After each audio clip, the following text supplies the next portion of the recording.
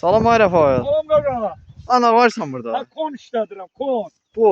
Vallahi kimi saatdə peyin yoxdur, gəldi. Kamazı versin buna. Ha. 10 dəqiqəyə hazır. Ama kamaz neçə görürsən qaqqa? Ha, kamazı 2 dənə qaynanmış yumurtaya, Aha.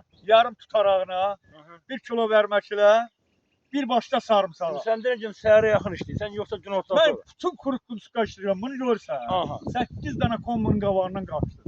Baba kətçiyə heyvan saxlayan axırda qalan nə olur? Dur, axıra kimi zulumla inəyi saxla, baba. Bu da axıra qalar. Bərabər deyirlər heyvan bahadır, ət bahadır. Bahadır. Ha. Onu halı saxlayıb dananı yekəldi, 3 kilo eləyirsə, Aha. yox, dünyanı dəyişsən. Yox. Dana gedir bazara, molla gəlir qapıya. Yox. Rahat ət yeyən kimlərdir? Ha? Rahat ət yeyən kimlərdir? Hə, ortada burada da gəzənlər. Valla. Oldu qaqa, kimə lazımdır? Lap edəlli mal.